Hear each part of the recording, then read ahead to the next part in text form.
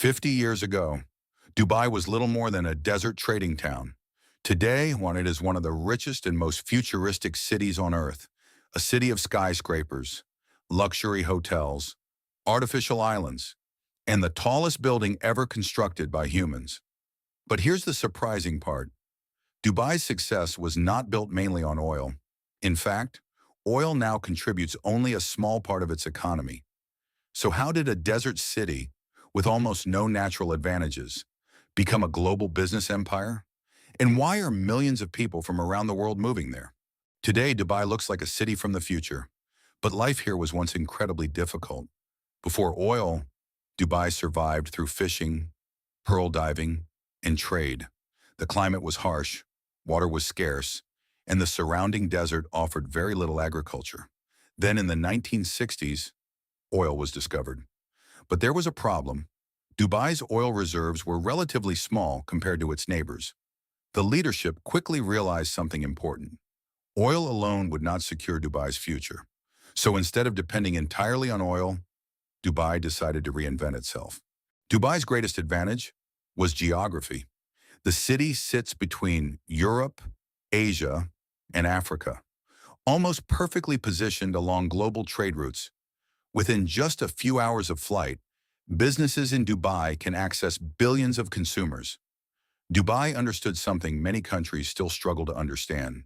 If you cannot become a manufacturing giant, you can become the place where the world connects. So the city invested heavily in infrastructure, ports, airports, roads, logistics. Dubai transformed itself into a gateway between continents. Dubai also understood the power of attention. Every mega project served another purpose. Marketing, the tallest building in the world, the largest shopping malls, artificial islands visible from space. These were not just engineering projects. They were advertisements. Dubai transformed itself into a global luxury destination. Millions of tourists arrived every year. Hotels, airlines, restaurants, real estate, everything expanded rapidly. And as wealthy visitors arrived, more businesses followed. But Dubai's rise also has a darker side. Behind the luxury skyline, much of the city was built by migrant laborers. Workers from South Asia helped construct Dubai's massive projects. Human rights groups have raised concerns over labor conditions, wages, and worker protections. Others argue that Dubai's economy depends heavily on inequality and imported labor. The city is also vulnerable to global financial shocks. During the 2008 financial crisis, Dubai faced serious economic pressure. Yet despite these challenges, the city continued adapting and reinventing itself. But infrastructure alone does not attract global investors. Governments also need to make business simple, and this is where Dubai changed the game. While many countries increased bureaucracy, regulations, and taxes, Dubai moved in the opposite direction. The city introduced free economic zones. Foreign investors could own businesses. Taxes remained extremely low. Companies could open quickly. International professionals could relocate easily. Dubai was not trying to behave like a traditional government. In many ways, it operated more like a global corporation.